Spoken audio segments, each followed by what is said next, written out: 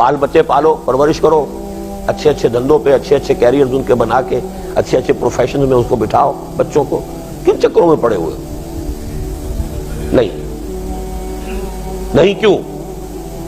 ایک یہ کہ آج کی تاریخ تک جتنا میں نے دین کو سمجھا ہے قرآن سے، حدیث سے، سنت سے، سیرت سے، اس کا یہ کہ اس کے لیے کوشش کرنا فرض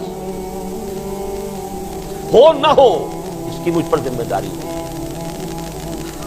کوشش کرنا فرض ہے. اگر میں کوشش نہیں کرتا تو میں مجرم ہوں. آپ کوشش نہیں کرتے آپ مجرم. آپ کی نماز روزہ سب اللہ کے ہاں زیرو ہوگا اگر آپ یہاں دین کو قائم کرنے کی جد و جہد ہو.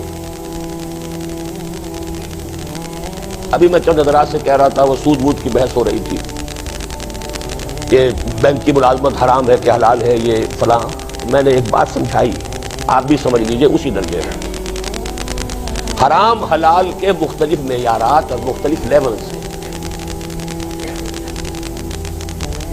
ایک لیول یہ ہے کہ کوئی شخص سور کھا رہا ہے یا شراب پی رہا ہے.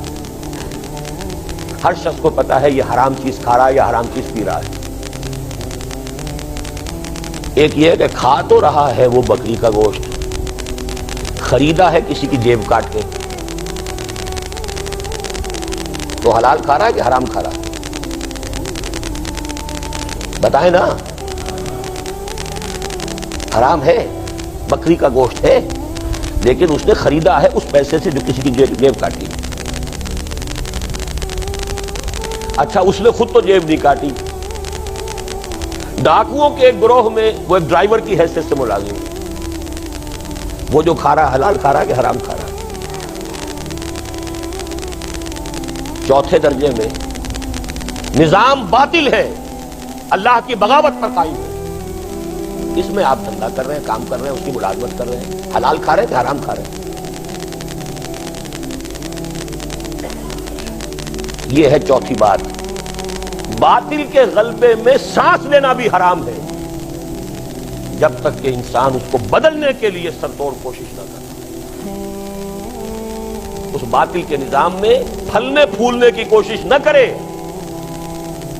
ناگزیر تقاضے زندگی کے جو ہے ان کو صرف پورا کرے اور ان کا بھی کفارہ ادا کرے. جو حرام میرے اندر گیا ہے، کفارہ یہ ہے کہ جو توانائی مجھے ملی ہے اس سے وہ میں اللہ تیرے دین کے لیے خرچ کرتا ہوں. یہ کفارہ ہوگا اس کا. جیسے آپ سے گناہ ہو جاتا، کفارہ ہے کہ نہیں اس کا؟ کیونکہ آپ باطل کے نظام میں رہ رہے ہیں، حرام میں رہ رہے ہیں. آپ کا وجود، آپ کا ہر سانس حرام میں ہے. اس کا کفارہ یہ ہے کہ جو توانائی، جو قوت ہے لگاؤ اس کام کے لیے. یہ نظام بدلے.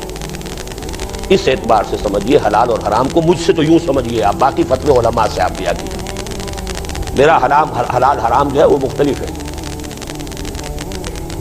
تو پہلی بات تو یہ ہے کہ اس پر میں اس لیے کرنے پر مجبور ہوں کہ یہ میرا فرض ہے. اور دوسری بات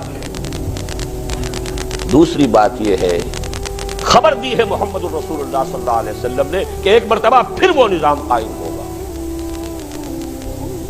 یہ میری امید ہے. کام کا جذبہ اپنے فرض کے تحت ہے. امید مجھے اس بنا پر ہے کہ حضور کی دی ہوئی خبر ہے. وہ صادق المصدوق، آپ سچے ہیں. آپ کی سچائی کی شہادت، گواہی تو خود اللہ نے دی ہے. آپ کی دی ہوئی خبر غلط نہیں ہو سکتی. آپ نے فرمایا، آج میں وہ حدیثیں نہیں سنا رہا، آپ کو 12 سنا چکا ہوں پہلے. ہم نے چھاپا ہے، عام کیا ہے. اب تو ایک 4 ورقے کا علیحدہ سے پمفلٹ شائع کر دیا، پتہ نہیں یہاں ہے یا نہیں ہے.